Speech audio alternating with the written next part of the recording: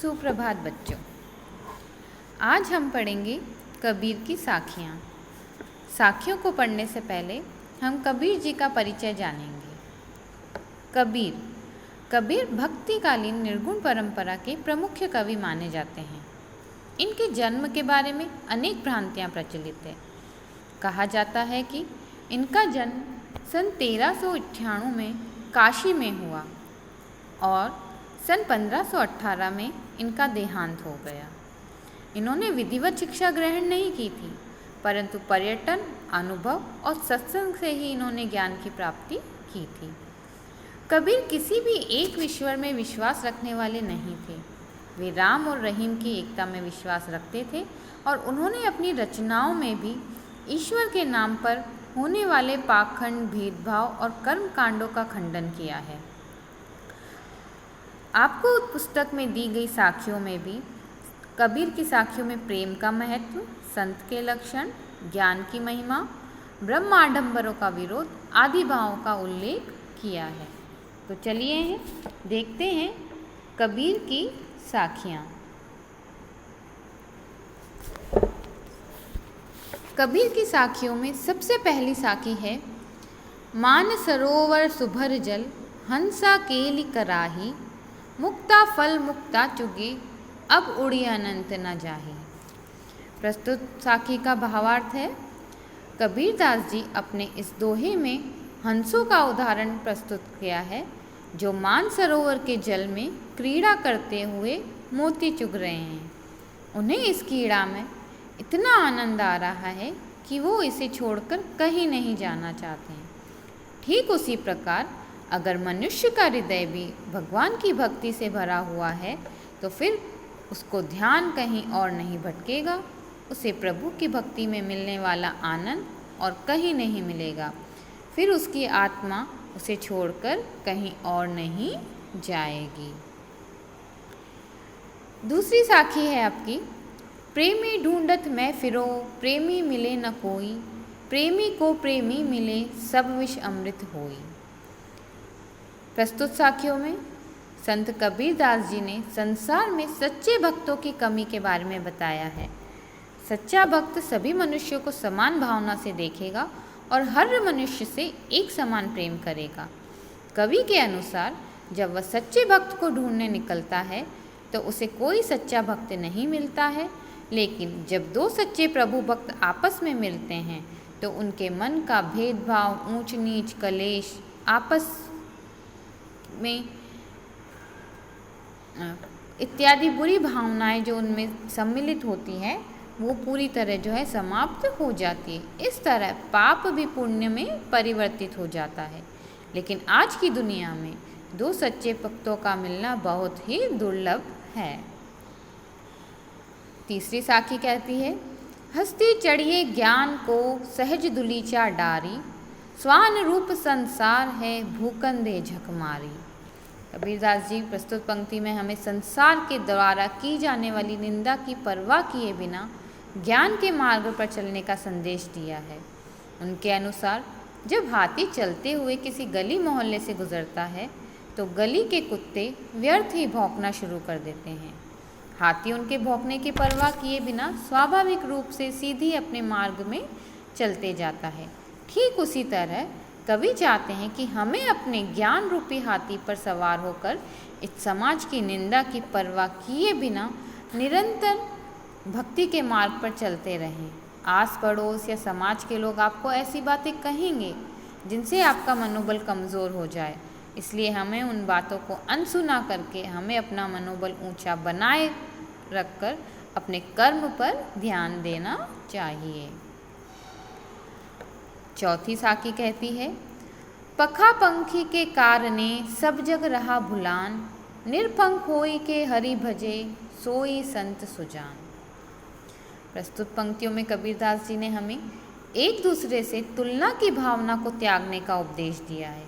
कवि के अनुसार बिना किसी द्वेष भाव के निष्पक्ष होकर प्रभु की भक्ति करना ही मोक्ष की प्राप्ति का एकमात्र मार्ग है।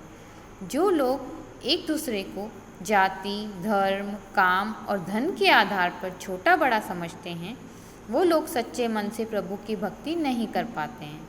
और उन्हें मोक्ष की प्राप्ति नहीं हो पाती। इसीलिए हमें भेदभाव से ऊपर उठकर निष्पक्ष भाव से या निष्पक्ष मन से भगवान की भक्ति करना होगी, तभी हमारा जो है कल्याण हो सकता है, या तभी हमें मोक्ष की प्राप्ति हो जाएगी। और जो इस तुलना की भावना से उठता है वही जो है वो संत कहलाता है। हिंदू मुआ राम कही, मुसलमान खुदाई, कहे कबीर सो जीव तो जे दुह के निकट न जाई। अगली साखी कहती है कि उस समय समाज में फैले हिंदू और मुस्लिम के आपसी भेदभाव का वर्णन इस साखी में किया गया है कबीर के द्वारा। हिंदू लोग राम को महान समझते थे, जबकि मुसलमान खुदा को, मगर दोनों राम और खुदा का नाम लेकर भी अपने ईश्वर को प्राप्त नहीं कर सके, क्योंकि उनके मन में प्रभु की भक्ति से ज़्यादा आपसी भेदभाव और नफरत की भावना मौजूद थी। इसी वजह से संत कबीर दास जी ने हमें यह उपदेश दिया है कि हिंदू और मुसलमान दोनों एक हैं और राम खुदा दोनों ईश्वर के ही रूप हैं। इसलिए हमें आपसी भेदभाव को छोड़कर सर्वश्रेष्ठ ईश्वर की भक्ति में लीन हो जाना चाहिए, तभी हम मोक्ष को प्राप्त कर पाएंगे। अन्यथा हमारा जीवन निरर्थक साबित हो जाएगा। हमारा जीवन तभी सार्थक होगा जब हम मोक्ष को प्राप्त करेंगे, और मोक्ष प्राप्ति के लिए हमें जो धार्मिक भेदभाव है हिंदू मुस्लिम, इससे हमें ऊपर उठना ही होगा। अगली साखी है, काबा फिरी काशी भया, राम ही भया रहीम, मोट चून मैदा भया, बैठी कबीरा जी। प्रस्तुत दोहे में कबीर दास जी ने हिंदू मुसलमान के आपसी भेदभाव को नष्ट करने का संदेश दिया है। कवि कहते हैं कि सभी तीर्थ स्थान घूमने पर यह पता चला कि राम और रहीम एक हैं। जिस प्रकार मोटे अनाज को बारीक पीसकर खाने योग्य बनाया जाता है, ठीक उसी तरह हमें अपने बुरे भावों और विचारों को एकता की चक्की में पीसकर सद्भावना के आटे में बदलना होगा। फिर हमें एक दूसरे के धर्म में कोई बुराई नज़र नहीं आएगी। हमें उनमें केवल प्रभु की भक्ति का संदेश ही दिखाई देगा। जिस दिन ऐसा हो जाएगा, उस दिन हिंदू मुसलमान एक साथ बैठकर प्रेम से खाना खाएंगे। अगली साखी में अंतिम साखी है, ऊंचे कुल का जन्मिया, जे करनी ऊंच न होई, सुबरन कलश सुरा भरा, साधु निंदा सोई। साखी कहती है कि ऊंचे कुल में जन्म लेकर अच्छे काम न करने से कोई महान नहीं बनता। कवि ने इस साखी में हमें यह संदेश दिया है कि कोई भी व्यक्ति अपने कुल से नहीं बल्कि अपने कर्मों से बड़ा होता है। जैसे अगर किसी सोने के पात्र में मदिरा भरी हो तो वह किसी साधु के लिए मूल्यहीन हो जाता है। सोना का बना होने पर भी उसका कोई महत्व नहीं रहता। ठीक वैसे ही बड़े कुल में पैदा होने से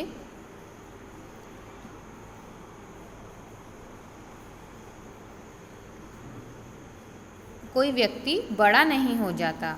अगर उस व्यक्ति के कर्म बुरे हैं तो उसका बड़े कुल में जन्म लेना भी व्यर्थ साबित हो जाता है।